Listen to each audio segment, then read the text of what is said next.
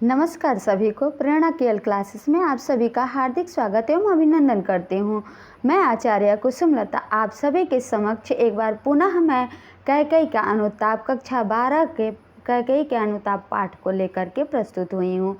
तो आज देखते हैं कि कैकेयी का अनुताप में किस प्रकार से मैथिली शरण गुप्त ने उनके चरित्र को प्रकट किया है और जिस प्रकार से रामचरितमानस में उपेक्षित थी, इस प्रकार से इनको कैकेयी की निंदनीय नहीं बल्कि वंदनीय है, इस प्रकार से उनके बारे में उनके चरित्र को उजागर करते हुए आपके समक्ष यहाँ पे दिया हुआ है। मैथिली शरण गुप्त ने साकेत महाकाव्य के 8वें सर्ग में कविवर, यहाँ पे देखिए लिखा भी है कि साकेत के 8वें सर्ग में कविवर मैथिली शरण गुप्त ने अयोध्यावासियों की सभा बुलाई है। चित्रकूट की इस सभा में कैकेयी अपनी ममतामय हृदय की कमजोरी को स्वीकार करती है और अपनी भूल के प्रति पश्चाताप प्रकट करती है। यहाँ पर कैकेयी की आत्मग्लानि और अनुताप को बहुत ही भावपूर्ण ढंग से व्यक्त किया गया है। कैकेयी का मानना है कि इस संसार में सदैव सद्वृत्तियों का ही पालन नहीं होता, वरन दुष्प्रवृत्तियां भी गतिशील रहकर व्यक्ति को प्रभावित करती रहती हैं। तो आगे हम देखेंगे कि किस प्रकार से यह बड़ा ही ओजपूर्ण और एक माँ की ममता जो है उस पर यह कहा जाता है कि राम से सबसे अत्यधिक प्रेम करने वाली माता कैकेयी ही थी और उनके चरित्र को इस प्रकार से यहाँ पे उजागर किया गया कि किस तरह से वो पश्चाताप करती हैं और उनके अंदर जो आत्मग्लानि है, ममता है, उसको किस प्रकार से अपने ऊपर ले करके खुद को कुमाता कहती हैं और उसको तो देखिए यहाँ पर तदनंतर बैठी सभा उटज के आगे, नीले वितान के तले दीप बहु जागे, टकटकी लगाए नयन सुरों के थे वे, परिणाम उत्सुक उन भयातुरों के थे वे, उत्फुल करौंदी कुंज वायु रह रह कर, करती थी सबको पुलक पूर्ण मह मह कर, वह चंद्रलोक था कहाँ चांदनी वैसी, प्रभु बोले गिरा गंभीर नीर निधि जैसी, हे भरत भद्र अब कहो अभिप्सित अपना, सब सजग हो गए भंग हुआ जो सपना, हे आर्य रहा क्या भरत अभिप्सित अब भी, मिल गया अकंटक राज्य उसे जब तब भी, तुमने पाया तुमने तरुतले अरण्य बसेरा, रह गया अभिप्सित से तदब क्या मेरा, तन तड़प तड़प करता तब ने त्यागा, क्या रहा अभिप्सित और तथापि अभागा, हाँ इसी अयस के हेतु जनन था मेरा, निज जननी ही के हाथ हनन था मेरा, अब कौन अभिप्सित और आर्य वह किसका, संसार नष्ट है भ्रष्ट हुआ घर जिसका, मुझसे मैंने ही आज स्वयं मुँह फेरा, हे आर्य बता दो तुम्हें अभिप्सित मेरा। इस प्रकार से भरत के राम के प्रति जो भावनाएं थी उसको किस प्रकार से इन्होंने व्यक्त किया है मैथिली शरण गुप्त ने, आइए हम देखते हैं इनको व्याख्या के माध्यम से। तो आप लोगों को आता है जिस प्रकार से व्याख्या लिखने के लिए, तो उसमें 4-5 क्वेश्चंस रहते हैं और उन क्वेश्चंस का आपको आंसर देना होता है। जिस प्रकार से जैसे तदंतर मान लीजिए कि यहाँ पे संदर्भ लिखने के लिए पूछ दिया कि कौन से पाठ से लिया गया है और कौन से कवि हैं, तो इस प्रकार से आप इसका उत्तर दे सकते हैं। तो ये आपके ध्यान में रहना चाहिए कि ये किस पाठ का है और इसके कवि कौन हैं। तो यहाँ पे मैं पूरे का व्याख्या ऐसे बताते जा रही हूँ, तो कहीं से भी अगर दे देगा अंडरलाइन करके रेखांकित करके कि यहाँ से यहाँ का व्याख्या लिखिए, तो वो भी आप आसानी से कर सकते हैं। तो इसको देखते हैं। तदनंतर बैठी सभा उटज के आगे, जब चित्रकूट में सभी लोग आते हैं अयोध्यावासी, जब अयोध्यावासी पहुंचते हैं तो वहाँ पे एक सभा लगती है। उटज मतलब होता है झोपड़ी, तो जो झोपड़ी के आगे सभा लग रही है, नीले वितान अर्थात नीले आकाश के तले दीप बहु जागे, इस प्रकार से नीले आकाश के नीचे वहाँ पे एक वनवास हुआ है। इस प्रकार से नीले आकाश के तले यानी नीचे दीप बहु जागे अर्थात बहुत सारे दीपक जगे हुए हैं यानी प्रकाशित हो रहे हैं। टकटकी लगाए नैन सुरों के थे वे।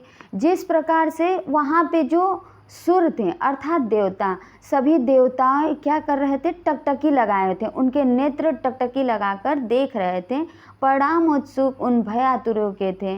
और सभी जो देवता थे वो भय से यानी डर से कि क्या परिणाम होगा, इस उत्सुकता से वो भय से काँप रहे थे कि वो क्या वहाँ पे परिणाम होगा, अर्थात राम जी चले जाएंगे या बन जाएंगे या फिर अयोध्या लौट जाएंगे। इस तरह के बहुत सारे यहाँ पे शंकाएं घिरी हुई थी देवताओं के मन में। उत्फुल्ल करौंदी कुंज वायु रह रह कर, जो वहाँ पे करौंदी कुंज अर्थात जो वहाँ के वो वायु थी, वो हवा रह रह कर के वहाँ की करौंदी और कुंज की वायु को महका रही थी, करती थी सबको पुलक पूर्ण मह मह कर, और उस प्रकार से सबको रोमांचित कर रही थी पूर्ण तरीके से। पूर्ण मतलब पूरी तरीके से, मह मह कर यानी सुगंध फैलाकर। वह चंद्रलोक था कहाँ चांदनी वैसी। और उस दिन क्या था, चंद्रलोक था, अर्थात जैसे लग रहा था कि सभी चंद्रलोक में आए हुए हैं, और कहाँ चांदनी वैसी, ऐसी चांदनी फिर कहाँ पर है। प्रभु बोले गिरा गंभीर नीर निधि जैसी। और तब प्रभु अर्थात श्री रामचंद्र जी बोलते हैं, गिरा यानी वाणी, उनकी वाणी कैसी होती है, गंभीर होती है, नीर निधि अर्थात समुद्र के जैसी गहरी होती है उनकी वाणी।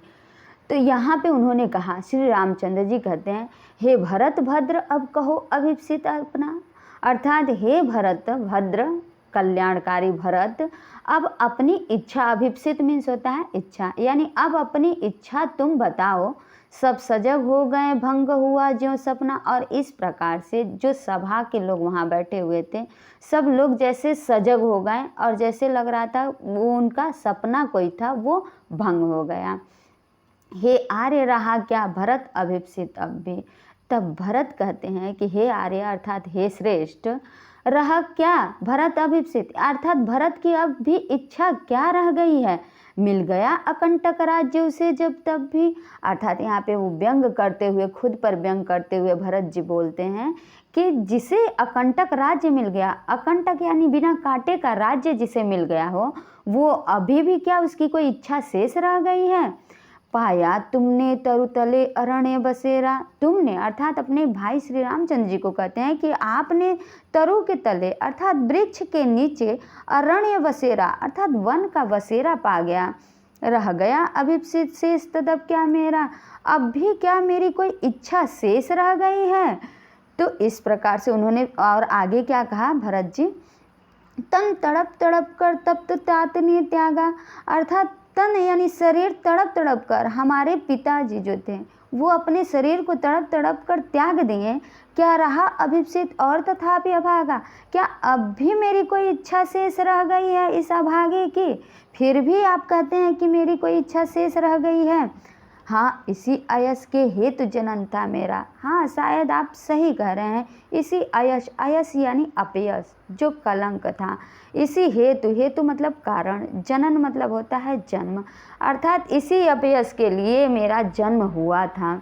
निज जन्य हे के हाथ हनन था मेरा, और मेरी ही माता, निज यानी अपनी ही, जन्य यानी माता, अपनी ही माता के हाथों से हनन था मेरा यानी हत्या था मेरा, यह मेरी ही समझ लीजिए कि हत्या हुआ है ये मेरे साथ। अब कौन अभिप्सित और आर्य वह किसका, अब कौन अभिप्सित यानी अब कौन इच्छा है, हे आर्य वह किसका, अर्थात किसकी है इच्छा। संसार नष्ट है भ्रष्ट हुआ घर जिसका, अब तो मेरा संसार ही सब कुछ नष्ट हो गया है, और जो घर, जिसका घर ही भ्रष्ट हो चुका है, मुझसे मैंने ही आज स्वयं मुँह फेरा। इस प्रकार से मुझसे मैंने ही आज खुद से स्वयं से अपना मुँह फेर लिया है। हे आर्य बता दो तुम ही अभिप्सित मेरा, इस प्रकार हे श्रेष्ठ आप ही मेरे इच्छाओं को बता दीजिए। शेष भाग 2 में हम पढ़ेंगे। आज के लिए बस इतना है। देखने के लिए, वीडियो देखने के लिए बहुत बहुत धन्यवाद। आगे मेरा वीडियो आप लोग इंतज़ार करिएगा इसके अगला पार्ट का।